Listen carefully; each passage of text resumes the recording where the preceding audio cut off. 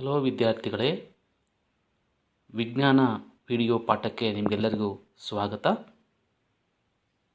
ಇಂದು ನಾವು 9ನೇ ತರಗತಿ ವಿಜ್ಞಾನ ವಿಷಯದ ಅಧ್ಯಾಯ 6 ಅಂಗಾಂಶಗಳು ಪಾಠವನ್ನು ನಾವಿವತ್ತು ಅಧ್ಯಯನ ಮಾಡೋದಕ್ಕೆ ಹೊರಟಿದ್ದೀವಿ. ವಿದ್ಯಾರ್ಥಿಗಳೇ, ನಾನು ಶ್ರೀ KH ತಿಪ್ಪೇಸ್ವಾಮಿ, ವಿಜ್ಞಾನ ಶಿಕ್ಷಕರು, ಶ್ರೀ ಗ್ರಾಮಾಂತರ ಪ್ರೌಢಶಾಲೆ, ಶ್ರೀ ರಂಗನಾಥ ಸ್ವಾಮಿ ಗ್ರಾಮಾಂತರ ಪ್ರೌಢಶಾಲೆ ಕೆಂಚಾಪುರ, ಇಲ್ಲಿ ನಾವು ವಿಜ್ಞಾನ ಶಿಕ್ಷಕನಾಗಿ ಸೇವೆಯನ್ನು ಸಲ್ಲಿಸ್ತಾ ಇದ್ದೇನೆ. ವಿದ್ಯಾರ್ಥಿಗಳೇ, ನಾವು ಈ ವಿಡಿಯೋದಲ್ಲಿ ಸಸ್ಯ ಅಂಗಾಂಶಗಳ ವಿಧಗಳು ಮತ್ತು ಅವುಗಳು ಇರುವಂಥ ಸ್ಥಾನ ಮತ್ತು ಅವುಗಳ ಕಾರ್ಯಗಳ ಬಗ್ಗೆ ನಾವು ಇವತ್ತು ಈ ವಿಡಿಯೋದಲ್ಲಿ ಸವಿವರವಾಗಿ ತಿಳಿದುಕೊಳ್ಳೋಣ. ವಿದ್ಯಾರ್ಥಿಗಳೇ, ನಾವು ಈ ಅಧ್ಯಾಯವನ್ನು ಕಲಿಯೋದಕ್ಕಿಂತ ಮುಂಚೆ ಇಂದಿನ ತರಗತಿಗಳಲ್ಲಿ ನಾವು ಜೀವಕೋಶದ ಬಗ್ಗೆ ನಾವು ಚೆನ್ನಾಗಿ ಅಧ್ಯಯನ ಮಾಡಿದ್ದೀವಿ. ಅಂದರೆ ಜೀವಿಗಳು ಹೇಗೆ ರಚನೆಯಾಗಿದ್ದಾವೆ, ಜೀವಿಗಳ ಅತ್ಯಂತ ಚಿಕ್ಕ ಘಟಕ ಯಾವುದು, ಜೀವಿಗಳ ರಚನೆಗೆ ಕಾರಣವಾದಂಥ ಘಟಕ ಯಾವುದು, ಜೀವಿಗಳ ರಚನೆಗೆ ಕಾರಣವಾಗಿರ್ತಕ್ಕಂಥ ಮತ್ತು ಕಾರ್ಯಾತ್ಮಕ ಮೂಲ ಘಟಕ ಯಾವುದು ಅಂತಂದರೆ ಜೀವಕೋಶ. ಎಲ್ಲ ಜೀವಿಗಳು ಅತ್ಯಂತ ಚಿಕ್ಕವಾಗಿರ್ತಕ್ಕಂಥ ಜೀವಕೋಶಗಳಿಂದ ರಚನೆಯಾಗಿದೆ. ಆ ಜೀವಕೋಶದಲ್ಲಿರುವಂತಹ ವಿವಿಧ ಕಣದಂಗಗಳು ವಿವಿಧ ಕಾರ್ಯಗಳನ್ನು ನಡೆಸಿ ಆ ಜೀವಿಗಳ ದೇಹದಲ್ಲಿ ನಡೆಯತಕ್ಕಂಥ ಜೀವಕ್ರಿಯೆಗಳಿಗೆ ನೆರವಾಗ್ತದೆ. ಹಾಗಾದರೆ ಈ ಜೀವಕೋಶಗಳಿಂದ ರಚನೆಯಾಗಿರ್ತಕ್ಕಂತಹ ಜೀವಿಗಳನ್ನು ನಾವು ಮುಖ್ಯವಾಗಿ 2 ಭಾಗಗಳನ್ನಾಗಿ ಮಾಡ್ಕೊಂಡಿದ್ದೀವಿ. ಯಾವುದಪ್ಪ ಅದು ಅಂದರೆ, ಒಂದು ಏಕಕೋಶ ಜೀವಿಗಳು, ಇನ್ನೊಂದು ಬಹುಕೋಶ ಜೀವಿಗಳು. ಹಾಗಾದರೆ ಏಕಕೋಶ ಜೀವಿಗಳು ಅಂದರೆ ಏನು? ಅಂದರೆ ಈ ಜೀವಿಗಳ ದೇಹ ಒಂದೇ ಒಂದು ಜೀವಕೋಶದಿಂದ ಮಾಡಲ್ಪಟ್ಟಂತಹ ಜೀವಿಗಳಿಗೆ ಏಕಕೋಶ ಜೀವಿಗಳು ಎಂದು ಕರಿತೀವಿ. ಉದಾಹರಣೆಯಾಗಿ ಅಮೀಬಾ, ಯುಗ್ಲಿನ, ಪ್ಯಾರಾಮೀಷಿಯಂ ಇತ್ಯಾದಿಗಳು ಏಕಕೋಶ ಜೀವಿಗಳಾಗಿದ್ದಾವೆ. ಹಾಗಾದರೆ ಈ ಜೀವಿಗಳ ದೇಹದಲ್ಲಿ ನಡೆಯುವಂತಹ ಜೀವಕ್ರಿಯೆಗಳು, ಉದಾಹರಣೆಗೆ ಚಲನೆ, ಆಹಾರ, ಉಸಿರಾಟ, ವಿಸರ್ಜನೆ ಮುಂತಾದಂತಹ ಕ್ರಿಯೆಗಳನ್ನು ಆ ಇಡೀ ಒಂದೇ ಒಂದು ಜೀವಕೋಶ ನಿರ್ವಹಣೆ ಮಾಡುತ್ತೆ. ವಿದ್ಯಾರ್ಥಿಗಳೇ, ನೀವು ಈಗಾಗಲೇ ಜೀವ ವಿಕಾಸದ ಹಾದಿಯಲ್ಲಿ ಈ ಏಕಕೋಶ ಜೀವಿಗಳಿಂದ ಬಹುಕೋಶ ಜೀವಿಗಳು ಉಗಮ ಆಯಿತು ಅಂತಕ್ಕಂಥ ವಿಚಾರ ನಿಮಗೆ ಈಗಾಗಲೇ ಗೊತ್ತಿದೆ. ಹಾಗಾದರೆ ಬಹುಕೋಶೀಯ ಜೀವಿಗಳು ಅಂದರೆ ಏನು? ಅಂದರೆ ಈ ಜೀವಿಗಳ ದೇಹ ಲಕ್ಷಾಂತರ ಜೀವಕೋಶಗಳಿಂದ ರಚನೆಯಾಗಿದ್ದು, ಆ ಜೀವಿಗಳ ದೇಹದಲ್ಲಿರ್ತಕ್ಕಂತಹ ಚಲನೆ, ಆಹಾರ, ಉಸಿರಾಟ ಮುಂತಾದಂತಹ ಕ್ರಿಯೆಗಳು ಈ ಲಕ್ಷಾಂತರ ಜೀವಕೋಶಗಳಿಂದ ನಡೆಯುವುದು ಮತ್ತು ನಿಯಂತ್ರಣ ಆಗ್ತಕ್ಕಂಥ ಕೆಲಸ ಆಗ್ತದೆ. ಈಗ ಈ ಚಿತ್ರದಲ್ಲಿ ನೋಡುವಂತೆ ಬಹುಕೋಶ ಜೀವಿಗಳು ತುಂಬ ಇದ್ದಾವೆ ಇಲ್ಲಿ. ಉದಾಹರಣೆಗೆ ಸಿಂಹ, ಆನೆ, ಮನುಷ್ಯ ಇತ್ಯಾದಿಗಳು, ಈ ಚಿತ್ರದಲ್ಲಿರುವಂತಹ ಬಹುತೇಕ ಎಲ್ಲ ಜೀವಿಗಳು ಬಹುಕೋಶೀಯ ಜೀವಿಗಳು ಆಗಿದ್ದಾವೆ. ನಿಮಗೆಲ್ಲ ವಿದ್ಯಾರ್ಥಿಗಳೇ ಗೊತ್ತಿರೋ ಹಾಗೆ ಏಕಕೋಶ ಜೀವಿಗಳಲ್ಲಿ ಒಂದೇ ಒಂದು ಜೀವಕೋಶ ಆ ಜೀವಿಯ ದೇಹದಲ್ಲಿ ನಡೆಯತಕ್ಕಂಥ ಎಲ್ಲ ಕಾರ್ಯಗಳನ್ನು ನಿರ್ವಹಣೆ ಮಾಡ್ತವೆ. ಆದರೆ ಈ ಬಹುಕೋಶೀಯ ಜೀವಿಗಳ ದೇಹ ಸಂಕೀರ್ಣ ದೇಹ ರಚನೆಯನ್ನು ಹೊಂದಿದ್ದು, ಸಂಕೀರ್ಣ ಜೀವನ ಕ್ರಿಯೆಗಳು ಅಲ್ಲಿ ನಡೆಯುವುದರಿಂದ ಅಲ್ಲಿ ಒಂದೇ ಒಂದು ಜೀವಕೋಶದಿಂದ ಆ ಎಲ್ಲ ಕಾರ್ಯಗಳ ನಿರ್ವಹಣೆ ಮಾಡೋದಕ್ಕೆ ಸಾಧ್ಯ ಆಗೋದಿಲ್ಲ. ಹಾಗಾದರೆ ಅಲ್ಲಿ ಯಾವ ರಚನೆ ಈ ಎಲ್ಲ ಕಾರ್ಯಗಳಿಗೆ ಕಾರಣ ಆಗ್ತದೆ? ಅದೇ ಅಂಗಾಂಶ. ಹಾಗಾದರೆ ಅಂಗಾಂಶ ಅಂದರೆ ಏನಪ್ಪ ಅಂತಂದರೆ, ಒಂದು ನಿರ್ದಿಷ್ಟ ಮೂಲದಿಂದ ಹುಟ್ಟಿದಂಥ ಅಥವಾ ಬಂದಂತಹ ಒಂದೇ ರೀತಿಯ ರಚನೆ ಹಾಗೂ ಒಂದೇ ರೀತಿಯ ಕಾರ್ಯಗಳನ್ನು ಮಾಡುವಂತಹ ಜೀವಕೋಶಗಳ ಗುಂಪಿಗೆ ಅಂಗಾಂಶ ಎಂದು ಹೆಸರು. ಅಂದರೆ ಅಂಗಾಂಶ ಅಂದರೆ ಇಂಗ್ಲೀಷಲ್ಲಿ ಟಿಶ್ಯೂಸ್ ಅಂತ ಕರಿತೀವಿ. ಅಂದರೆ ಅಂಗಾಂಶ ಅಂದರೆ ಏನಪ್ಪ ಅಂದರೆ, ಇದೊಂದು ಜೀವಕೋಶಗಳ ಸಮೂಹದಿಂದಾದಂಥ ಒಂದು ರಚನೆ. ಆದರೆ ಆ ಜೀವಕೋಶಗಳಿಗೆ ಎಂತಹ ನಿರ್ದಿಷ್ಟವಾಗಿರ್ತಕ್ಕಂಥ ಲಕ್ಷಣಗಳಿದ್ದಾವೆ ಅಂತಂದರೆ, ಅವು ಒಂದೇ ಮೂಲದಲ್ಲಿ ಹುಟ್ಟಿರ್ತಕ್ಕಂಥದ್ದು, ಒಂದೇ ರೀತಿಯ ರಚನೆ ಹಾಗೂ ಒಂದೇ ಕಾರ್ಯಗಳನ್ನು ಮಾಡುವಂತಹ ಜೀವಕೋಶಗಳ ಒಂದು ಗುಂಪಿಗೆ ನಾವು ಅಂಗಾಂಶ ಅಂತ ಕರಿತೀವಿ. ಹಾಗಾದರೆ ಅಂಗಾಂಶಗಳು ತಮ್ಮ ರಚನೆ, ಆಕಾರ, ಮಂದತ್ವ ಹಾಗೂ ಇನ್ನಿತರ ಗುಣಲಕ್ಷಣಗಳಲ್ಲಿ ಒಂದು ಅಂಗಾಂಶ ಮತ್ತು ಇನ್ನೊಂದು ಅಂಗಾಂಶ ಭಿನ್ನವಾಗಿರ್ತಕ್ಕಂತಹ ಲಕ್ಷಣಗಳನ್ನು ಹೊಂದಿರುತ್ತೆ. ಹಾಗಾದರೆ ಅನೇಕ ಅಂಗಾಂಶಗಳು ಅಂದರೆ ಒಂದು ನಿರ್ದಿಷ್ಟ ಕಾರ್ಯವನ್ನು ಮಾಡುವಂತಹ ಅನೇಕ ಅಂಗಾಂಶಗಳ ಒಂದು ಗುಂಪಿಗೆ ನಾವು ಅಂಗ ಅಂತ ಕರಿತೀವಿ. ಹಾಗಾದರೆ ಅನೇಕ ಜೀವಕೋಶಗಳು ಸೇರಿ ಅಂಗಾಂಶದ ರಚನೆಯಾಯಿತು. ಅದೇ ರೀತಿ ನಿರ್ದಿಷ್ಟ ಕಾರ್ಯವನ್ನು ಮಾಡುವಂತಹ ಅನೇಕ ಅಂಗಾಂಶಗಳ ಗುಂಪಿಗೆ ನಾವು ಅಂಗ ಎಂದು ಕರಿತೀವಿ. ಅದೇ ರೀತಿ ಅನೇಕ ಅಂಗಗಳು ಸೇರಿ ಅನೇಕ ನಿರ್ದಿಷ್ಟ ಕಾರ್ಯವನ್ನು ಮಾಡುವಂತಹ ಅಂಗಗಳ ಗುಂಪಿಗೆ ಅಂಗವ್ಯವಸ್ಥೆ ಅಥವಾ ಅಂಗವ್ಯೂಹ ಅಂತ ಕರಿತೀವಿ. ಈ ಒಂದು ಅಂಗವ್ಯವಸ್ಥೆ ಅಥವಾ ಅಂಗವ್ಯೂಹಗಳ ವ್ಯವಸ್ಥೆ ಬಹುಕೋಶೀಯ ಜೀವಿಗಳಲ್ಲಿ ಮಾತ್ರ ನಾವು ಕಾಣ್ಬೋದಾಗಿರ್ತಕ್ಕಂಥದ್ದು. ಈಗ ಮುಂದಿನ ನಾವು ಘಟಕದಲ್ಲಿ ಮುಂದಿನ ಭಾಗದಲ್ಲಿ ಸಸ್ಯ ಅಂಗಾಂಶಗಳ ಬಗ್ಗೆ ತಿಳ್ಕೊಳ್ತಾ ಇದ್ದೀವಿ. ವಿದ್ಯಾರ್ಥಿಗಳೇ, ನೀವೆಲ್ಲ ಅನೇಕ ಭಿನ್ನವಾಗಿರ್ತಕ್ಕಂತಹ ಸಸ್ಯಗಳನ್ನು ನೀವು ಪ್ರಕೃತಿಯಲ್ಲಿ ನೀವು ಈಗಾಗಲೇ ನೋಡಿದ್ದೀರಿ. ಆದರೆ ಸಸ್ಯಗಳನ್ನು ನೀವು ನೋಡಿದಾಗ ಗಮನಿಸಿದಾಗ ನಿಮಗನಿಸುತ್ತೆ ಸಸ್ಯಗಳಲ್ಲಿ ಪ್ರತ್ಯೇಕವಾಗಿರ್ತಕ್ಕಂಥ ಕಾರ್ಯಗಳನ್ನು ನಿರ್ವಹಣೆ ಮಾಡೋದಕ್ಕೆ ಪ್ರತ್ಯೇಕವಾಗಿರ್ತಕ್ಕಂಥ ಅಂಗಗಳು ಇಲ್ಲವೇನೋ ಎನ್ನುವಂತಕ್ಕಂತಹ ಒಂದು ಭಾವನೆ ಬರುತ್ತೆ. ಆದರೆ ಆ ಸಸ್ಯಗಳಲ್ಲೂ ಕೂಡ ಕಾರ್ಯಗಳನ್ನು ಮಾಡೋದಕ್ಕೆ ನಿರ್ದಿಷ್ಟವಾಗಿರ್ತಕ್ಕಂಥ ಅಂಗಾಂಶಗಳ ಒಂದು ವ್ಯವಸ್ಥೆಯನ್ನು ನಾವಿಲ್ಲಿ ಕಾಣ್ಬೋದಾಗಿದೆ. ಹಾಗಾದರೆ ನಾವು ಸಸ್ಯಗಳಿರುವಂತಹ ಅಂಗಾಂಶಗಳನ್ನು ಮುಖ್ಯವಾಗಿ ನಾವು ಈ ರೀತಿಯಲ್ಲಿ ವರ್ಗೀಕರಣವನ್ನು ಮಾಡ್ಕೊಂಡಿದ್ದೀವಿ. ಮುಖ್ಯವಾಗಿ ಸಸ್ಯ ಅಂಗಾಂಶಗಳನ್ನು ನಾವು ವರ್ಧನ ಅಂಗಾಂಶ ಮತ್ತು ಶಾಶ್ವತ ಅಂಗಾಂಶಗಳು ಅಂತ ಮುಖ್ಯವಾಗಿ ಎರಡು ಭಾಗಗಳಾಗಿ ನಾವು ವರ್ಗೀಕರಣ ಮಾಡ್ಕೊಂಡಿದ್ದೀವಿ. ಅದೇ ರೀತಿ ನೆಕ್ಸ್ಟು ಶಾಶ್ವತ ಅಂಗಾಂಶಗಳನ್ನು ಸರಳ ಶಾಶ್ವತ ಅಂಗಾಂಶಗಳು ಮತ್ತು ಸಂಕೀರ್ಣ ಶಾಶ್ವತ ಅಂಗಾಂಶಗಳು ಅಂತ ಮತ್ತೆ ಎರಡು ಗುಂಪುಗಳಾಗಿ ವರ್ಗೀಕರಣ ಮಾಡ್ಕೊಂಡಿದ್ದೀವಿ. ನಂತರ ಸರಳ ಶಾಶ್ವತ ಅಂಗಾಂಶಗಳು ಸಸ್ಯಗಳಲ್ಲಿ 3 ರೀತಿಯ ನಾವು ಅಂಗಾಂಶಗಳನ್ನು ಕಾಣ್ಬೋದು. ಯಾವ್ಯಾವುದಪ್ಪ? ಪೇರಂಕೈಮ, ಕೋಲಂಕೈಮ ಮತ್ತು ಸ್ಕ್ಲೀರೆಂಕೈಮ ಅಂತಕ್ಕಂತಹ 3 ಬಗೆಯ ಸರಳ ಶಾಶ್ವತ ಅಂಗಾಂಶಗಳು ಇದ್ದಾವೆ. ಅದೇ ರೀತಿ ಸಂಕೀರ್ಣ ಶಾಶ್ವತ ಅಂಗಾಂಶಗಳು ಕೂಡ 3 ವಿಧಗಳಿದ್ದಾವೆ. ಯಾವ್ಯಾವುದಪ್ಪ ಅಂದರೆ ಕ್ಸೈಲಮ್, ಫ್ಲೋಯಮ್ ಮತ್ತು ವರಧರ್ಮ ಅಂಗಾಂಶ ಅಂತಕ್ಕಂತಹ 3 ಬಗೆಯ ಸಂಕೀರ್ಣ ಶಾಶ್ವತ ಅಂಗಾಂಶಗಳು ಇದ್ದಾವೆ. ಈಗ ಒಂದೊಂದಾಗಿ ಆ ಅಂಗಾಂಶಗಳ ರಚನೆ ಕಾರ್ಯಗಳನ್ನು ನಾವು ಅಧ್ಯಯನ ಮಾಡೋಣ. ಸಸ್ಯಗಳಲ್ಲಿ ಬರುವಂತಹ ಮೊದಲನೇ ಅಂಗಾಂಶ ಯಾವುದಪ್ಪ ಅಂದರೆ ವರ್ಧನ ಅಂಗಾಂಶ. ಹಾಗಾದರೆ ವರ್ಧನ ಅಂಗಾಂಶ ಅಂದರೆ ಏನಪ್ಪ ಅಂತಂದರೆ ಸಸ್ಯಗಳ ಬೆಳವಣಿಗೆಗೆ ಕಾರಣವಾದ ಅಂಗಾಂಶವೇ ವರ್ಧನ ಅಂಗಾಂಶ. ಅಂದರೆ ಸಸ್ಯಗಳು ಜೀವಿತಾವಧಿಯ ಕೊನೆಯವರೆಗೆ ಬೆಳೆಯುವುದಕ್ಕೆ ಕಾರಣವಾಗಿರ್ತಕ್ಕಂತಹ ಅಂಗಾಂಶವೇ ವರ್ಧನ ಅಂಗಾಂಶ. ಈ ವರ್ಧನ ಅಂಗಾಂಶದಲ್ಲಿ ನಿರಂತರವಾಗಿ ವಿಭಜನೆಯಾಗ್ತಕ್ಕಂತಹ ಅಂದರೆ ಯಾವಾಗಲೂ ಅಲ್ಲಿ ಕೋಶಗಳು ವಿಭಜನೆ ಕ್ರಿಯೆಗೆ ಒಳಪಡ್ತಕ್ಕಂತಹ ಒಂದು ಕೆಲಸ ನಡೀತಾ ಇರುತ್ತೆ. ಹಾಗಾಗಿ ಇವನ್ನ ಭ್ರೂಣ ಜೀವಕೋಶಗಳು ಅಂತ ಕೂಡ ಕರಿತೀವಿ.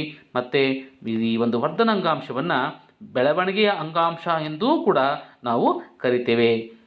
ನಂತರ ಈ ವರ್ಧನ ಅಂಗಾಂಶಗಳನ್ನು ಅದರ ಸ್ಥಾನಕ್ಕನುಸಾರವಾಗಿ ಮತ್ತೆ ನಾವು 3 ವಿಧಗಳನ್ನಾಗಿ ವರ್ಗೀಕರಣ ಮಾಡ್ಕೊಂಡಿದ್ದೀವಿ. ಯಾವ್ಯಾವುದಪ್ಪ ಅಂದರೆ ಆ ಒಂದು ವರ್ಧನ ಅಂಗಾಂಶ ಸಸ್ಯದ ಎಲ್ಲ ತುದಿ ಭಾಗದಲ್ಲಿದ್ದರೆ ಅದನ್ನು ತುದಿ ವರ್ಧನ ಅಂಗಾಂಶ ಅಂತ ಕರಿತೀವಿ. ಇನ್ನೊಂದು ಸಸ್ಯಗಳ ಪಾರ್ಶ್ವಭಾಗ ಅಂದರೆ ಪಕ್ಕದಲ್ಲಿ ಇದ್ದರೆ ಅದನ್ನು ಪಾರ್ಶ್ವವರ್ಧನ ಅಂಗಾಂಶ ಅಂತ ಕರಿತೀವಿ. ಅದೇ ರೀತಿ ಇನ್ನೊಂದು ವರ್ಧನ ಅಂಗಾಂಶ ಇದೆ, ಅಂತರ ಗೆಣ್ಣು ಅಂಗಾಂಶ. ಒಂದೊಂದು ಸಸ್ಯಗಳ ಮಧ್ಯದಲ್ಲಿ ಆ ಗೆಣ್ಣುಗಳ ನಡುವೆ ಇರ್ತಕ್ಕಂಥ ಒಂದು ವರ್ಧನ ಅಂಗಾಂಶವನ್ನು ನಾವು ಅಂತರ ಗೆಣ್ಣು ಅಂಗಾಂಶ ಅಂತ ಕರಿತೀವಿ. ಆ 3 ಅಂಗಾಂಶಗಳ ಒಂದು ಸ್ಥಾನವನ್ನು ನಾವು ಈ ಚಿತ್ರದಲ್ಲಿ ನೋಡ್ಬೋದು. ತುದಿ ವರ್ಧನ ಅಂಗಾಂಶ ಅಂದರೆ ಎಪಿಕಲ್ ಮೆರಿಸ್ಟೆಮ್, ಮತ್ತು ಪಾರ್ಶ್ವವರ್ಧನ ಅಂಗಾಂಶ ಅಂತಂದರೆ ಲ್ಯಾಟ್ರಲ್ ಮೆರಿಸ್ಟೆಮ್. ಅದೇ ಥರನೇ ಅಂತರಗೆಣ್ಣು ವರ್ಧನ ಅಂಗಾಂಶ ಅಂದರೆ ಇಂಟರ್ಕ್ಯಾಲರಿ ಮೆರಿಸ್ಟೆಮ್ ಅಂತ ಕರಿತೀವಿ. ಈ ತುದಿ ವರ್ಧನ ಅಂಗಾಂಶವು ಸಸ್ಯದ ಎಲ್ಲ ತುದಿಗಳು, ಕಾಂಡದ ತುದಿ, ಬೇರಿನ ತುದಿ ಮತ್ತು ಎಲೆಯ ತುದಿಗಳಲ್ಲಿ ಇರುವಂಥದ್ದನ್ನು ನಾವು ಕಾಣ್ಬೋದಾಗಿದೆ. ತುದಿ ವರ್ಧನ ಅಂಗಾಂಶವು ಕಾಂಡದ ತುದಿಯಲ್ಲಿ ಸಕ್ರಿಯವಾಗಿದ್ದು ಸಸ್ಯದ ಎತ್ತರ ಹೆಚ್ಚುವುದಕ್ಕೆ ಕಾರಣ ಆಗಿದೆ. ಅದೇ ರೀತಿ ಪಾರ್ಶ್ವವರ್ಧನ ಅಂಗಾಂಶ ಏನಾಗ್ತದೆ ಅಂದರೆ ಪಾರ್ಶ್ವವರ್ಧನ ಅಂಗಾಂಶವು ಸಸ್ಯದ ಸುತ್ತಳತೆ ಅಂದರೆ ಸಸ್ಯದ ಕಾಂಡದ ದಪ್ಪ ಹೆಚ್ಚಾಗೋದಕ್ಕೆ ಕಾರಣವಾಗಿರ್ತಕ್ಕಂಥ ಅಂಗಾಂಶವೇ ಪಾರ್ಶ್ವವರ್ಧನ ಅಂಗಾಂಶ. ಈ ವರ್ಧನ ಅಂಗಾಂಶದ ಲಕ್ಷಣಗಳು ಏನಿದಾವಪ್ಪ? ಇಲ್ಲಿರುವಂಥ ಜೀವಕೋಶಗಳು ಯಾವ್ಯಾವ ಲಕ್ಷಣಗಳನ್ನು ಹೊಂದಿದ್ದಾವೆ? ಸಾಮಾನ್ಯವಾಗಿ ವರ್ಧನ ಅಂಗಾಂಶದ ಇರುವಂಥ ಜೀವಕೋಶಗಳು ಕೋಶ ಭಿತ್ತಿ ತೆಳುವಾಗಿದೆ, ಜೀವಕೋಶಗಳು ನಿರಂತರ ವಿಭಜನೆಯಿಂದಾಗಿ ಬೆಳವಣಿಗೆಗೆ ಕಾರಣ ಆಗ್ತದೆ, ಜೀವಕೋಶಗಳು ಒತ್ತೊತ್ತಾಗಿ ಜೋಡಣೆಯಾಗಿದ್ದು ಜೀವಕೋಶಗಳ ನಡುವೆ ಯಾವುದೇ ಜಾಗ ಅಥವಾ ಅಂತರ್ಕೋಶೀಯ ಅವಕಾಶಗಳು ಇರುವುದಿಲ್ಲ. ಹಾಗಾದರೆ ನೆಕ್ಸ್ಟು ಅದರಲ್ಲಿ ಆ ಪ್ರತಿಯೊಂದು ಜೀವಕೋಶಗಳಲ್ಲಿ ದೊಡ್ಡ ಕೋಶ ಕೇಂದ್ರವಿರುತ್ತದೆ, ಆದರೆ ಪ್ಲಾಸ್ಟಿಡ್ಗಳು ಅಂದರೆ ಕ್ಲೋರೋಪ್ಲಾಸ್ಟ್ಗಳಲ್ಲಿ ಇರೋದಿಲ್ಲ. ಕೋಶಾವಕಾಶಗಳು ಇರಬಹುದು ಅಥವಾ ಇಲ್ಲೇನೂ ಕೂಡ ಇರಬಹುದು. ಹಾಗಾದರೆ ವರ್ಧನ ಅಂಗಾಂಶದ ಲಭ್ಯತೆ ಎಲ್ಲೆಲ್ಲಿರುತ್ತೆ? ಬೇರು ಮತ್ತು ಕಾಂಡಗಳಲ್ಲಿರುವ ನಾಳಕೂರ್ಚಗಳಲ್ಲಿ ಕಂಡುಬರುತ್ತದೆ. ಅಲ್ಲಿ ಅವು ನಾಳಕೂರ್ಚಗಳ ಬೆಳವಣಿಗೆಗೆ ಕಾರಣವಾಗುತ್ತದೆ. ನಾಳಕೂರ್ಚಗಳು ಅಂದರೆ ಏನಪ್ಪ ಅಂತಂದರೆ ಕ್ಸೈಲಮ್ ಮತ್ತು ಫ್ಲೋಯಮ್ ಅಂತಕ್ಕಂಥ ಅಂಗಾಂಶಗಳ ಒಟ್ಟಾರೆ ರಚನೆಯನ್ನು ನಾವು ನಾಳಕೂರ್ಚಗಳು ಅಂತ ಕರಿತೀವಿ. ಈ ಚಿತ್ರದಲ್ಲಿ ನೋಡ್ತಾ ಇದ್ದೀರಿ, ನೇರಳೆ ಬಣ್ಣ ಮತ್ತು ಹಸಿರು ಬಣ್ಣದಿಂದ ತಯಾರಾಗಿರ್ತಕ್ಕಂಥ ಒಂದು ರಚನೆ, ವೃತ್ತಾಕಾರದ ಜೋಡಣೆ ಆಗಿರ್ತಕ್ಕಂಥದ್ದನ್ನು ನೋಡ್ತಾ ಇದ್ರಲ್ವಾ, ಅದು ನಾಳಕೂರ್ಚಗಳು. ನಾಳಕೂರ್ಚಗಳು ಆಹಾರ ಮತ್ತು ನೀರು ಸಾಗಾಣಿಕೆಗೆ ನೆರವಾಗ್ತಕ್ಕಂಥ ಅಂಗಾಂಶ ಆಗ್ತದೆ. ಅದು ಸಂಕೀರ್ಣ ಅಂಗಾಂಶದಲ್ಲಿ ಬರೋದ್ರಿಂದ ಅದನ್ನು ಮುಂದೆ ಅದರ ರಚನೆಗಳ ಬಗ್ಗೆ ತಿಳ್ಕೊಳ್ತಾ ಇದ್ದೀವಿ. ನೆಕ್ಸ್ಟ್ ನಂತರ ಸಸ್ಯಗಳಲ್ಲಿ ಬರ್ತಕ್ಕಂತಹ ಇನ್ನೊಂದು ಬಗೆಯ ಅಂಗಾಂಶ ಅಂತಂದರೆ ಶಾಶ್ವತ ಅಂಗಾಂಶಗಳು. ಈ ಶಾಶ್ವತ ಅಂಗಾಂಶ ಅಂದರೆ ಸಸ್ಯ ಜೀವಿತವಾಗಿರುವವರೆಗೂ ಅದರಲ್ಲಿ ದೇಹದಲ್ಲಿರುವಂತಹ ಅಂಗಾಂಶಗಳೇ ಶಾಶ್ವತ ಅಂಗಾಂಶಗಳು. ಅದರ ರಚನೆಗನುಸಾರವಾಗಿ ಅವುಗಳನ್ನು ಮುಖ್ಯವಾಗಿ 2 ವಿಧಗಳಾಗಿ ವರ್ಗೀಕರಣ ಮಾಡಿದ್ದೀವಿ. ಯಾವುದಪ್ಪ ಅಂದರೆ ಸರಳ ಶಾಶ್ವತ ಅಂಗಾಂಶಗಳು ಮತ್ತು ಸಂಕೀರ್ಣ ಶಾಶ್ವತ ಅಂಗಾಂಶಗಳು ಅಂತ 2 ಬಗೆಯ ಅಂಗಾಂಶಗಳನ್ನು ನಾವು ಸಸ್ಯಗಳಲ್ಲಿ ಕಾಣ್ತಾ ಇದ್ದೀವಿ. ಹಾಗಾದರೆ ಸರಳ ಶಾಶ್ವತ ಅಂಗಾಂಶಗಳಲ್ಲಿ ಎಷ್ಟು ವಿಧದ ಅಂಗಾಂಶಗಳಿದ್ದಾವೆ? ಸರಳ ಶಾಶ್ವತ ಅಂಗಾಂಶಗಳನ್ನು ಮುಖ್ಯವಾಗಿ ನಾವು 3 ವಿಧಗಳಾಗಿ ವರ್ಗೀಕರಣ ಮಾಡ್ಕೊಂಡಿದ್ದೀವಿ. ಯಾವ್ಯಾವುದು? ಪೇರೆನ್ಕೈಮಾ, ಕೋಲೆನ್ಕೈಮಾ ಮತ್ತು ಸ್ಕ್ಲೆರೆನ್ಕೈಮಾ ಅಂತಕ್ಕಂಥ 3 ಬಗೆಯ ಸರಳ ಶಾಶ್ವತ ಅಂಗಾಂಶಗಳನ್ನು ನಾವು ಕಾಣ್ಬೋದಾಗಿದೆ. ಹಾಗಾದರೆ ಪೇರೆನ್ಕೈಮಾ ಅಂಗಾಂಶದ ರಚನೆ ಏನು? ನೋಡಿ, ಪೇರೆನ್ಕೈಮಾ ಅಂಗಾಂಶ ಅಂದರೆ ಈ ಒಂದು ಸಸ್ಯಗಳನ್ನು ತೆಳುವಾಗಿ ಕತ್ತರಿಸಿ ಸೂಕ್ಷ್ಮದರ್ಶಕ ಯಂತ್ರದಲ್ಲಿ ನೋಡಿದಾಗ ಈ ಪೇರೆನ್ಕೈಮಾ ಅಂಗಾಂಶವನ್ನು ಹೇಗೆ ನಾವು ಪತ್ತೆ ಹಚ್ಚೋದಕ್ಕೆ ಸಹಾಯ ಆಗ್ತದೆ, ಅದರ ರಚನೆಯನ್ನು ಹೇಗೆ ನಾವು ತಿಳ್ಕೊಂಡು ಅದನ್ನು ಪತ್ತೆ ಹಚ್ಬೋದು. ಏನಪ್ಪ ರಚನೆ ಇದೆ ಅದರದಂದರೆ, ಪೇರೆನ್ಕೈಮಾ ಅಂಗಾಂಶವು ತೆಳುವಾದ ಕೋಶ ಭಿತ್ತಿಯನ್ನು ಹೊಂದಿದ್ದು ಜೀವಂತ ಜೀವಕೋಶಗಳಿಂದ ಕೂಡಿದೆ. ಈ ಒಂದು ಪೇರೆನ್ಕೈಮಾ ಅಂಗಾಂಶದಲ್ಲಿ ಇರ್ತಕ್ಕಂಥ ಜೀವಕೋಶಗಳ ಕೋಶಭಿತ್ತಿ ಅಂದರೆ ಅದರ ಅತ್ಯಂತ ಹೊರಗಿರ್ತಕ್ಕಂಥ ಒಂದು ಪದರ ಕೋಶಭಿತ್ತಿ ತೆಳುವಾಗಿರ್ತಕ್ಕಂಥ ಕೋಶಭಿತ್ತಿ ಇರುತ್ತೆ. ಮತ್ತು ಈ ಜೀವಕೋಶದಲ್ಲಿ, ಈ ಅಂಗಾಂಶದಲ್ಲಿ ಜೀವಂತ ಜೀವಕೋಶಗಳಿದ್ದಾವೆ. ಆಮೇಲೆ ಇಲ್ಲಿರುವಂತಹ ಜೀವಕೋಶಗಳು ಭಿನ್ನವಾಗಿರ್ತಕ್ಕಂಥ ಆಕಾರದಲ್ಲಿ ನಾವು ಕಾಣ್ಬೋದು. ಆ ಜೀವಕೋಶಗಳು ದುಂಡಾಗಿರ್ಬೋದು, ನೀಳವಾಗಿರ್ಬೋದು ಅಥವಾ ಬಹುಭುಜಾಕೃತಿಯಲ್ಲಿ ಕೂಡ ಇರ್ಬೋದಾಗಿರ್ತಕ್ಕಂಥದ್ದು. ನೆಕ್ಸ್ಟು ಈ ಪೇರೆನ್ಕೈಮಾ ಅಂಗಾಂಶಗಳು ಕೋಶ ವಿಭಜನಾ ಸಾಮರ್ಥ್ಯವನ್ನು ಉಳಿಸಿಕೊಂಡಿವೆ. ಈಗ ಈ ವರ್ಧನ ಅಂಗಾಂಶಗಳೇ ಮುಂದಿನ ದಿನಗಳಲ್ಲಿ ಶಾಶ್ವತ ಅಂಗಾಂಶಗಳಾಗಿ ಪರಿವರ್ತನೆಗೊಳ್ಳುತ್ತವೆ. ಹೇಗೆ ನೋಡಿ, ಈಗ ಜೀವಕೋಶಗಳು ವಿಭಜನಾ ಸಾಮರ್ಥ್ಯವನ್ನು ಉಳಿಸಿಕೊಂಡಿದ್ದು ಆ ಒಂದು ಜೀವಕೋಶಗಳಲ್ಲಿ ಪ್ಲಾಸ್ಟಿಡ್ಗಳು ಕಂಡು ಬಂದರೆ ಅದನ್ನು ಪೇರೆನ್ಕೈಮಾ ಅಂತಕ್ಕಂಥ ರೀತಿಯಲ್ಲಿ ಕರಿತೀವಿ. ಜೀವಕೋಶಗಳು ಸಡಿಲವಾಗಿ ಜೋಡಣೆಯಾಗಿದ್ದು ಈ ಪೇರೆನ್ಕೈಮಾ ಅಂಗಾಂಶದ ಮುಖ್ಯವಾದ ಕಾರ್ಯ ಏನಪ್ಪ ಅಂತಂದರೆ ಆಹಾರ ಪದಾರ್ಥಗಳನ್ನು ಸಂಗ್ರಹಣೆ ಮಾಡ್ಕೊಳ್ತಕ್ಕಂಥದ್ದು. ಹಾಗಾದರೆ ಈ ಅಂಗಾಂಶ ಎಲ್ಲಿ ಕಂಡು ಬರುತ್ತೆ? ಸಸ್ಯದ ಯಾವ್ಯಾವ ಭಾಗದಲ್ಲಿ ಕಂಡು ಬರುತ್ತೆ? ಈ ಅಂಗಾಂಶವು ಸಸ್ಯದ ಎಲ್ಲ ಮೃದುವಾದ ಭಾಗಗಳಲ್ಲಿ ಕಂಡು ಬರುತ್ತೆ. ಯಾವ್ಯಾವ ಮೃದುವಾದ ಭಾಗ? ಸಸ್ಯದ ಬೇರು, ಕಾಂಡ, ಎಲೆ, ಹೂವು, ಹಣ್ಣು ಹಾಗೂ ಬೀಜದ ಮೃದುವಾದ ಭಾಗಗಳಲ್ಲಿ ನಾವು ಈ ಪೇರೆನ್ಕೈಮಾ ಅಂಗಾಂಶದ ಇರುವಿಕೆಯನ್ನು ಕಾಣ್ಬೋದು. ಈ ಪೇರೆನ್ಕೈಮಾ ಅಂಗಾಂಶವನ್ನು ಮತ್ತೆ ನಾವು 2 ವಿಧಗಳಾಗಿ ವರ್ಗೀಕರಣ ಮಾಡ್ಕೊಂಡಿದ್ದೀವಿ. ಹೇಗೆ? ಯಾವ್ಯಾವುದದು ಅಂತಂದರೆ ಕ್ಲೋರೆನ್ಕೈಮಾ ಮತ್ತು ಏರೆನ್ಕೈಮಾ ಅಂತಕ್ಕಂಥ 2 ವಿಧಗಳು ಪೇರೆನ್ಕೈಮಾದಲ್ಲಿ ಬರ್ತವೆ. ಹಾಗಾದರೆ ಕ್ಲೋರೆನ್ಕೈಮಾ ಅಂತ ಹೇಗೆ ಅನಿಸ್ಕೊಳ್ಳುತ್ತದೋ? ಯಾವ ಪೇರೆನ್ಕೈಮಾ ಅಂಗಾಂಶದ ಜೀವಕೋಶಗಳಲ್ಲಿ ಕ್ಲೋರೋಪ್ಲಾಸ್ಟ್ ಇರುತ್ತೋ ಅದನ್ನು ಕ್ಲೋರೆನ್ಕೈಮಾ ಅಂತ ಕರಿತೀವಿ. ಸಾಮಾನ್ಯವಾಗಿ ಕ್ಲೋರೋಪ್ಲಾಸ್ಟ್ ಇದ್ದರೆ ಸಸ್ಯಗಳು ಯಾವ ಬಣ್ಣಕ್ಕೆ ಕಾಣಿಸ್ತವೆ? ಹಸಿರು ಬಣ್ಣಕ್ಕೆ ಕಾಣಿಸ್ತವೆ. ಆ ಹಸಿರು ಬಣ್ಣಕ್ಕೆ ಕಾರಣವಾಗಿರ್ತಕ್ಕಂಥ ಅಂಗಾಂಶ ಯಾವುದಪ್ಪ ಅಂದರೆ ಕ್ಲೋರೆನ್ಕೈಮಾ. ಈ ಕ್ಲೋರೆನ್ಕೈಮಾ ಯಾವ ಕೆಲಸಕ್ಕೆ ನೆರವಾಗ್ತದೆ ಅಂತಂದರೆ ಇದು ಸಸ್ಯದ ದ್ಯುತಿ ಸಂಶ್ಲೇಷಣೆ ಕ್ರಿಯೆಗೆ ಅಂದರೆ ಆಹಾರ ತಯಾರಿಕೆಯಲ್ಲಿ ನೆರವಾಗುತ್ತೆ.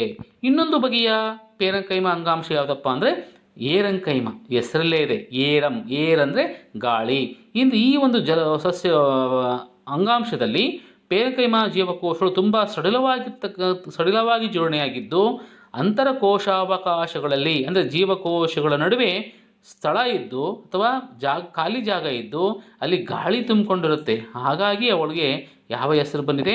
ಏರಂಕೈಮಾ ಅಂತಕ್ಕಂಥ ಒಂದು ಹೆಸರು ಬಂದಿದೆ. ಸಾಮಾನ್ಯವಾಗಿ ಈ ಏರಂಕೈಮಾ ಅಂತಕ್ಕಂಥ ಒಂದು ಅಂಗಾಂಶ ಜಲವಾಸಿ ಸಸ್ಯಗಳಲ್ಲಿ ಕಂಡುಬರುತ್ತೆ. ಯಾವ್ಯಾವ ಜಲವಾಸಿ ಸಸ್ಯಗಳು? ತಾವರೆ, ಪಿಸ್ಟಿಯಾ ಮತ್ತು ನೈದಿಲೆ ಅಂತಕ್ಕಂತಹ ಒಂದು ಸಸ್ಯಗಳಲ್ಲಿ ಈ ಏರಂಕೈಮಾ ಅಂಗಾಂಶದ ಇರುವಿಕೆಯನ್ನು ಕಾಣ್ಬೋದು. ಏನಪ್ಪ ಈ ಅಂಗಾಂಶದ ವಿಶೇಷತೆ?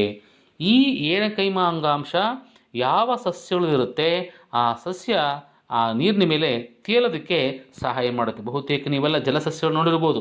ನೀರಿನ ಮೇಲೆ ಆ ಸಸ್ಯದ ಭಾಗಗಳು ತೇಲ್ತಾ ಇರ್ತವೆ. ತೇಲೋದಕ್ಕೆ ಮುಖ್ಯವಾಗಿ ಕಾರಣವಾದಂಥ ಅಂಗಾಂಶ ಯಾವುದಪ್ಪ ಅಂದರೆ ಏರಂಕೈಮಾ. ನಂತರ ಬರುವಂತಹ ಇನ್ನೊಂದು ಬಗೆಯ ಸರಳ ಶಾಶ್ವತ ಅಂಗಾಂಶ ಯಾವುದಪ್ಪ ಅಂದರೆ ಕೋಲಂಕೈಮಾ. ಇದೇ ಪೇರೆಂಕೈಮಾ ಅಂಗಾಂಶದ ಜೀವಕೋಶಗಳು ಬೆಳವಣಿಗೆಯನ್ನು ಹೊಂದಿ ದಪ್ಪನೆಯಾಗಿರ್ತಕ್ಕಂಥ ಕೋಶ ಭಿತ್ತಿಯನ್ನು ಪಡ್ಕೊಂಡ್ರೆ ಜೀವಕೋಶಗಳು ಏನಾಗ್ತಾವಪ್ಪ? ದಪ್ಪನಾಗಿರ್ತಕ್ಕಂಥ ಕೋಶ ಭಿತ್ತಿಯನ್ನು ಪಡ್ಕೊಂಡು ಜೀವಕೋಶಗಳು ಒತ್ತೊತ್ತಾಗಿ ಜೋಡಣೆ ಆಗುತ್ತೆ. ಅಂದರೆ ಸಾಮಾನ್ಯವಾಗಿ ನಾವು ಒಂದು ಅಂಗಾಂಶವನ್ನು ಅಂದರೆ ಈ ಕೋಲಂಕೈಮಾ ಅಂಗಾಂಶವನ್ನು ಸೂಕ್ಷ್ಮದರ್ಶಕದಲ್ಲಿ ನೋಡಿದಾಗ ಅದರ ಕೋಶ ಭಿತ್ತಿ ದಪ್ಪನೆಯಾಗಿರ್ತಕ್ಕಂಥ ಕೋಶ ಭಿತ್ತಿ ಇರುತ್ತೆ. ಆಮೇಲೆ ಜೀವಕೋಶಗಳ ನಡುವೆ ಅಂತರಕೋಶೀಯ ಅವಕಾಶಗಳು ಇರೋದಿಲ್ಲ. ಚಿತ್ರದಲ್ಲಿ ನೀವು ನೋಡ್ತಾ ಇದ್ದೀರಿ. ಈ ಒಂದು ಕೋಲಂಕೈಮಾ ಅಂಗಾಂಶ ಕೋಶ ವಿಭಜನಾ ಸಾಮರ್ಥ್ಯ ಹೊಂದಿರತಕ್ಕಂಥ ಜೀವಂತ ಜೀವಕೋಶಗಳಿಂದ ಕೂಡಿದೆ. ಇಲ್ಲೂ ಕೂಡ ಈ ಕೋಲಂಕೈಮಾ ಅಂಗಾಂಶದ ಜೀವಕೋಶಗಳು ಕೂಡ ಕೋಶ ವಿಭಜನೆ ಸಾಮರ್ಥ್ಯವನ್ನು ಹೊಂದಿದ್ದಾವೆ. ಆಮೇಲೆ ಕೋಶ ಭಿತ್ತಿ ಹೆಮಿಸೆಲ್ಯುಲೋಸ್ ಅಥವಾ ಪೆಕ್ಟಿನ್ ಅಂತಕ್ಕಂಥ ಒಂದು ಪಿಷ್ಟ ಪದಾರ್ಥಗಳಿಂದ ತಯಾರಾಗಿದೆ. ಈ ಅಂಗಾಂಶ ಎಲ್ಲಿದೆ ಅಂದರೆ ಈ ಅಂಗಾಂಶವು ಹೂವಿನ ತೊಟ್ಟು ಹಾಗೂ ಎಲೆ ತೊಟ್ಟುಗಳಲ್ಲಿ ಕಂಡುಬರುತ್ತೆ. ನಂತರ ಬರ್ತಕ್ಕಂಥ ಇನ್ನೊಂದು ಬಗೆಯ ಸರಳ ಶಾಶ್ವತ ಅಂಗಾಂಶ ಸ್ಕ್ಲೆರಂಕೈಮಾ. ಈ ಸ್ಕ್ಲೆರಂಕೈಮಾ ಅಂಗಾಂಶ ಸಾಮಾನ್ಯವಾಗಿ ನಿರ್ಜೀವ ಕೋಶಗಳಿಂದ ತಯಾರಾಗಿರ್ತಕ್ಕಂಥ ಒಂದು ಅಂಗಾಂಶ. ಸ್ಕ್ಲೆರಂಕೈಮಾ ಅಂಗಾಂಶ ಅಂದರೆ ಈ ಅಂಗಾಂಶ ಇರುವಂಥ ಜೀವಕೋಶಗಳು ನಿರ್ಜೀವ ಆಗಿರ್ತವೆ, ಜೀವಂತವಾಗಿರೋದಿಲ್ಲ, ನೀಳವಾಗಿರ್ತವೆ, ಉದ್ದವಾಗಿರ್ತವೆ. ಸಾಮಾನ್ಯವಾಗಿ ಈ ಕೋಲಂಕೈಮಾ ಅಂಗಾಂಶಗಳೇ ಚೆನ್ನಾಗಿ ಬೆಳವಣಿಗೆ ಹೊಂದಿ ಏನಾಗ್ತವೆ? ಅವುಗಳು ತಮ್ಮ ಜೀವಂತಿಕೆಯನ್ನು ಕಳ್ಕೊಂಡು ಉದ್ದವಾಗಿರ್ತಕ್ಕಂಥ ನೀಳವಾದಂತಹ ರಚನೆಯನ್ನು ಪಡ್ಕೊಳ್ತವೆ. ಆ ಅಂಗಾಂಶವೇ ಸ್ಕ್ಲೆರಂಕೈಮಾ. ನೋಡಿ, ಈ ಸ್ಕ್ಲೆರಂಕೈಮಾ ಅಂಗಾಂಶದ ಚಿತ್ರವನ್ನು ಇಲ್ಲಿ ನೋಡ್ತಾ ಇದ್ದೀರಿ.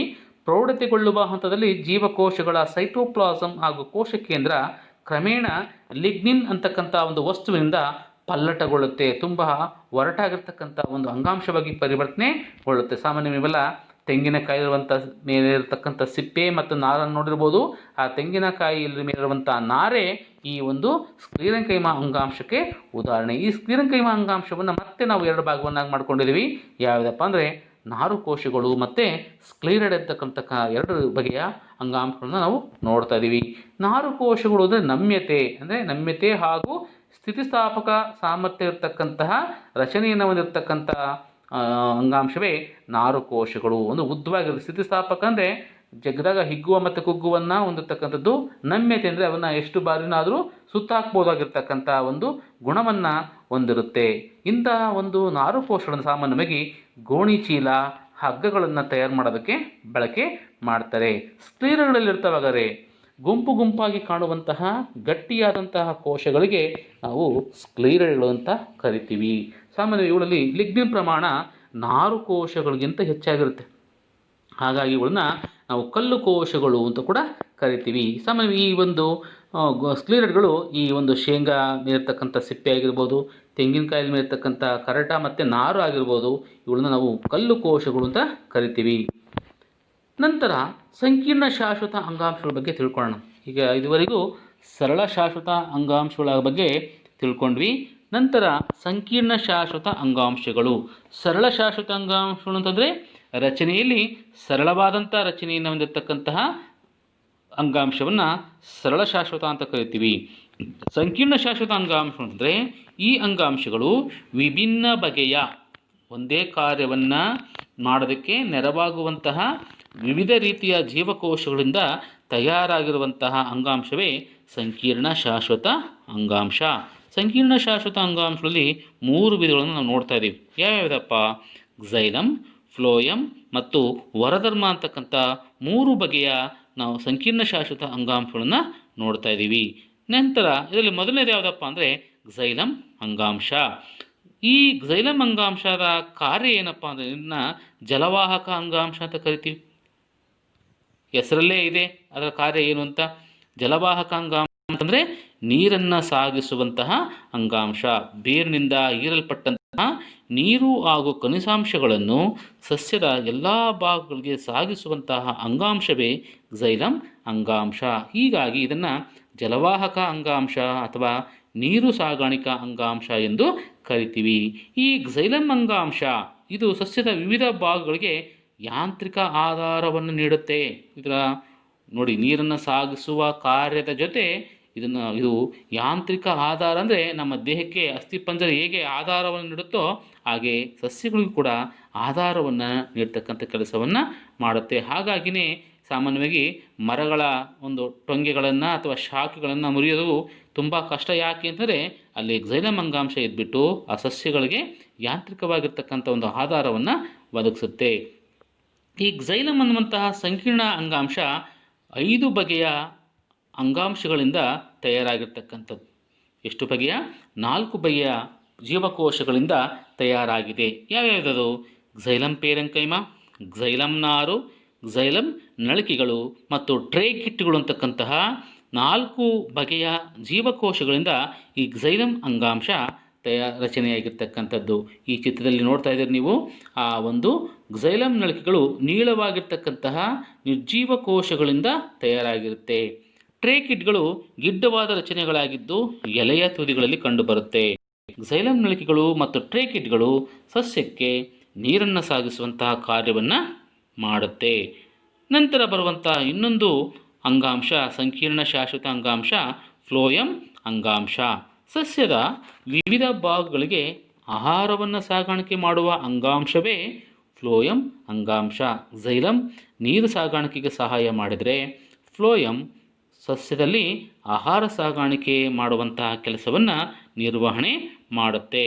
ಹಾಗಾದರೆ ಈ ಫ್ಲೋಯಮ್ ಅಂತಕ್ಕಂಥ ಅಂಗಾಂಶ ಎಷ್ಟು ಬಗೆಯ ಜೀವಕೋಶಗಳಿಂದ ರಚನೆಯಾಗಿದೆ? ಇದು ಕೂಡ 4 ವಿಭಿನ್ನ ಬಗೆಯ ಜೀವಕೋಶಗಳಿಂದ ಈ ಅಂಗಾಂಶ ರಚನೆಯಾಗಿದೆ. ಯಾವ್ಯಾವುದದು? ಫ್ಲೋಯಮ್ ಪೇರೆಂಕೈಮ, ಫ್ಲೋಯಮ್ ನಾರು, ಜರ್ಡಿನಾಳಗಳು ಮತ್ತು ಸಂಗಾತಿ ಜೀವಕೋಶಗಳು ಅಂತ 4 ಬಗೆಯ ಜೀವಕೋಶಗಳಿಂದ ಈ ಫ್ಲೋಯಮ್ ಅಂಗಾಂಶ ರಚನೆ ಆಗಿದೆ. ಫ್ಲೋಯಮ್ ಜೀವಕೋಶಗಳು ಏನು ಕೆಲಸ ಮಾಡ್ತವೆ?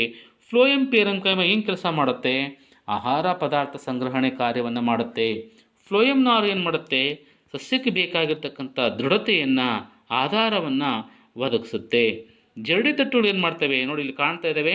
ರಂಧ್ರ ಇರ್ತಕ್ಕಂಥ ಒಂದು ರಚನೆಯನ್ನೇ ನಾವು ಜರಡಿ ತಟ್ಟೆ ಅಂತ ಕರಿತೀವಿ. ಜರಡಿ ನಳಿಕೆಯ ಜೀವಕೋಶಗಳ ನಡುವೆ ಕಂಡುಬರುವ ಸೂಕ್ಷ್ಮ ರಂಧ್ರಗಳಿಂದ ಕೂಡಿದಂಥ ತಟ್ಟೆಯ ಆಕಾರದ ರಚನೆಯೇ ಜರಡಿ ತಟ್ಟೆ. ಸಾಮಾನ್ಯವಾಗಿ ಈ ಜರಡಿ ತಟ್ಟೆಗೆ ಹೊಂದಿಕೊಂಡಂಥ ಇನ್ನೊಂದು ರೀತಿಯ ಜೀವಕೋಶಗಳು ಅಂದರೆ ಸಂಗಾತಿ ಕೋಶಗಳು. ಸಂಗಾತಿ ಕೋಶಗಳು ಏನು ಮಾಡ್ತಾವಪ್ಪ ಅಂದ್ರೆ ಜರಡಿನಾಳಗಳ ಜೊತೆಗೆ ಕಂಡು ಬರ್ತಕ್ಕಂಥ ವಿಶಿಷ್ಟ ಜೀವಕೋಶಗಳಿಗೆ ಸಂಗಾತಿ ಕೋಶಗಳು ಅಂತ ಕರಿತೀವಿ. ಈ ಜೀವಂತ ಜೀವಕೋಶಗಳು ಆಹಾರದ ಸಾಗಾಣಿಕೆಯನ್ನು ನಿಯಂತ್ರಿಸುತ್ತೆ ಎಂದು ನಂಬಲಾಗಿದೆ. ನೆಕ್ಸ್ಟ್ ಕೊನೆಯದಾಗಿ ಬರ್ತಕ್ಕಂಥ ಇನ್ನೊಂದು ಬಗೆಯ ಸಂಕೀರ್ಣ ಶಾಶ್ವತ ಅಂಗಾಂಶ ವರಧರ್ಮ ಅಂಗಾಂಶ. ಯಾವ್ಯಾವುದು ವರಧರ್ಮ ಅಂಗಾಂಶ? ಅದೆಲ್ಲಿದೆ? ಸಸ್ಯದ ವಿವಿಧ ಭಾಗಗಳಾದಂತಹ ಕಾಂಡ, ಎಲೆ, ಹೂವು, ಹಣ್ಣು, ಬೀಜ ಮತ್ತು ಬೇರುಗಳ ಹೊರಹೊದಿಕೆಯ ಒಂದು ರಕ್ಷಣಾತ್ಮಕ ಅಂಗಾಂಶದಿಂದ ಉಂಟಾಗಿರ್ತಕ್ಕಂಥ ಅಂಗಾಂಶವೇ ವರಧರ್ಮ ಅಂಗಾಂಶ. ಸಸ್ಯದ ದೇಹದ ಎಲ್ಲ ಭಾಗಗಳ ಹೊರಭಾಗದಲ್ಲಿರ್ತಕ್ಕಂಥ ಒಂದು ಅಂಗಾಂಶವೇ ವರಧರ್ಮ ಅಂಗಾಂಶ. ಇದನ್ನು ನಾವು ಯಾವುದಕ್ಕೆ ಹೋಲಿಕೆ ಮಾಡ್ಬೋದಪ್ಪ ಅಂತಂದರೆ ನಮ್ಮ ದೇಹದಲ್ಲಿರುವಂಥ ಹೋಲಿಕೆ ಮಾಡ್ಬೋದು. ಹಾಗಾಗಿ ಈ ಒಂದು ವರಧರ್ಮ ಅಂಗಾಂಶವನ್ನು ಸಸ್ಯ ದೇಹದ ಚರ್ಮ ಎಂತಲೂ ಕೂಡ ಇದನ್ನು ನಾವು ಕರಿತಾ ಇದ್ದೀವಿ. ಸಾಮಾನ್ಯವಾಗಿ ಸಸ್ಯ ದೇಹದ ವಿವಿಧ ಭಾಗದ ಎಲ್ಲ ಭಾಗಗಳಲ್ಲಿ ಅತ್ಯಂತ ಹೊರಭಾಗದಲ್ಲಿ ಇದ್ಬಿಟ್ಟು ರಕ್ಷಣೆಯನ್ನು ಮಾಡುವಂಥ ಅಂಗಾಂಶ ಎಂದು ಕನಸಿಕೊಂಡಿದೆ. ವರಧರ್ಮ ಅಂಗಾಂಶದ ರಚನೆ ಏನಾಗಿದೆ? ಸಾಮಾನ್ಯವಾಗಿ ವರಧರ್ಮ ಅಂಗಾಂಶವು ಜೀವಂತ ಕೋಶಗಳಿಂದ ಉಂಟಾಗಿರ್ತಕ್ಕಂಥ ಜೀವಂತ ಜೀವಕೋಶಗಳಿಂದ ಕೂಡಿದ ಪೇರೆಂಕೈಮ ಜೀವಕೋಶಗಳಿಂದ ರಚನೆಯಾಗಿದೆ. ಎಳೆಯ ಸಸ್ಯಗಳಲ್ಲಿ ಇದು ಮೃದುವಾಗಿದ್ದು ಜೀವಂತ ಕೋಶಗಳಿಂದ ಕೂಡಿರುತ್ತೆ. ಕ್ರಮೇಣವಾಗಿ ಪ್ರೌಢ ಸಸ್ಯಗಳಲ್ಲಿ ಅನೇಕ ಪದರಗಳ ನಿರ್ಜೀವ ಕೋಶಗಳ ಹೊದಿಕೆಯಾಗಿ ಇದು ಮಾರ್ಪಾಡು ಆಗುತ್ತದೆ. ಹಾಗಾದರೆ ವರಧರ್ಮ ಅಂಗಾಂಶದ ಕಾರ್ಯ ಏನಿದೆ? ಸಾಮಾನ್ಯವಾಗಿ ವರಧರ್ಮ ಅಂಗಾಂಶ ಸಸ್ಯದ ಹೊರಭಾಗದ ಹೊರಪದರವಾಗಿದ್ದು ಕೆಲವು ಸಸ್ಯಗಳಲ್ಲಿ ಕ್ಯೂಟಿನ್ ಅಂತಕ್ಕಂಥ ಮೇಣದ ಪದರಿನಿಂದ ಆವೃತವಾಗಿರುತ್ತದೆ. ಸಾಮಾನ್ಯವಾಗಿ ಈ ಕ್ಯೂಟಿನ್ ಜಲಸಸ್ಯಗಳ ದೇಹದಲ್ಲಿ ಹೆಚ್ಚಾಗಿದ್ದು ಆ ಜಲಸಸ್ಯಗಳನ್ನು ನೀರಿನಲ್ಲಿ ಬೆಳೆಯುವಾಗ ಅಥವಾ ನೀರಿನಲ್ಲಿದ್ದಾಗ ಅವಳ ದೇಹ ಕೊಳೆಯದಂತೆ ರಕ್ಷಣೆ ಮಾಡ್ತಕ್ಕಂಥ ಒಂದು ಪದರವೇ ಕ್ಯೂಟಿಕಲ್ ಅಂತಕ್ಕಂಥ ಮೇಣದ ಪದರ. ಈ ಮೇಣದ ಪದರ ಏನು ಮಾಡ್ತಪ್ಪ ಅಂದರೆ ಹೆಚ್ಚಿನ ಪ್ರಮಾಣದ ಬಾಷ್ಪ ವಿಸರ್ಜನೆಯನ್ನು ತಡೆಯೋದಕ್ಕೆ ಸಹಕಾರಿಯಾಗಿರ್ತಕ್ಕಂಥದ್ದು. ಅದೇ ರೀತಿ ಸಸ್ಯಗಳ ಹೊರಧರ್ಮ ಅಂಗಾಂಶದಲ್ಲಿ ಏನಾಗ್ತದಪ್ಪ ಅಂದರೆ ಕೆಲವು ರಂಧ್ರಗಳು ಕಂಡು ಬರ್ತವೆ. ನೀರನ್ನು ಸಾಗಾಣಿಕೆ ಮಾಡೋದಕ್ಕೆ, ಆಕ್ಸಿಜನ್, ಕಾರ್ಬನ್ ಡೈಆಕ್ಸೈಡ್ ಮುಂತಾಗಿರ್ತಕ್ಕಂಥ ಕೆಲವು ವಸ್ತುಗಳನ್ನು ಹೊರ ಹೋಗೋದಕ್ಕೆ ಮತ್ತು ಒಳ ಬರೋದಕ್ಕೆ ಸಹಾಯವಾಗಲಿ ಎನ್ನುವಂತಹ ಒಂದು ಉದ್ದೇಶದಿಂದ ಅಲ್ಲಿ ಕೆಲವು ರಚನೆಗಳಿರ್ತವೆ. ಆ ರಚನೆಗಳನ್ನು ನಾವು ಪತ್ರರಂಧ್ರಗಳು ಅಂತ ಕರಿತೀವಿ ಅಥವಾ ಸ್ಟೊಮ್ಯಾಟ ಅಂತ ಕರಿತೀವಿ. ಅಲ್ಲಿ ಚಿತ್ರದಲ್ಲಿ ನೀವು ಕಾಣ್ತಾ ಇದ್ದೀರಿ ಸ್ಟೊಮ್ಯಾಟ ಅಥವಾ ಪತ್ರರಂಧ್ರಗಳು. ಅಲ್ಲಿ ಮೊದಲನೇ ಚಿತ್ರ ತೆರೆದಿರ್ತಕ್ಕಂಥ ಒಂದು ಪತ್ರರಂಧ್ರ ಆಗಿದ್ದರೆ ಇನ್ನೊಂದು ಮುಚ್ಚಿದ ಪತ್ರರಂಧ್ರ. ಈ ಪತ್ರರಂಧ್ರಗಳು ಅನಿಲಗಳ ವಿನಿಮಯ ಮಾಡೋದಕ್ಕೆ, ಸಸ್ಯಗಳಿಗೆ ಆಹಾರ ತಯಾರಿಕೆಗೆ ಬೇಕಾಗಿರ್ತಕ್ಕಂತಹ ಅನಿಲ ಮತ್ತು ಆಹಾರ ತಯಾರಿಕೆಯಲ್ಲಿ ಬಿಡುಗಡೆಯಾಗಿರ್ತಕ್ಕಂತಹ ಅನಿಲವನ್ನು ಹೊರ ಹಾಕೋದಕ್ಕೆ ಮತ್ತು ತೇವಾಂಶವನ್ನು ಹೊರ ಹಾಕೋದಕ್ಕೆ ಬಾಷ್ಪ ವಿಸರ್ಜನೆ ಕ್ರಿಯೆ ಅಂತ ನಡೀತದೆ. ಸಸ್ಯಗಳಿಂದ ನೀರಾವಿಯ ರೂಪದಲ್ಲಿ ವಾತಾವರಣಕ್ಕೆ ಆವಿಯಾಯ ರೂಪದಲ್ಲಿ ಹೊರ ಬರ್ತಕ್ಕಂಥ ಒಂದು ಕ್ರಿಯೆಯನ್ನು ನಾವು ಬಾಷ್ಪೀಕರಣ ಅಂತ ಕರಿತೀವಿ.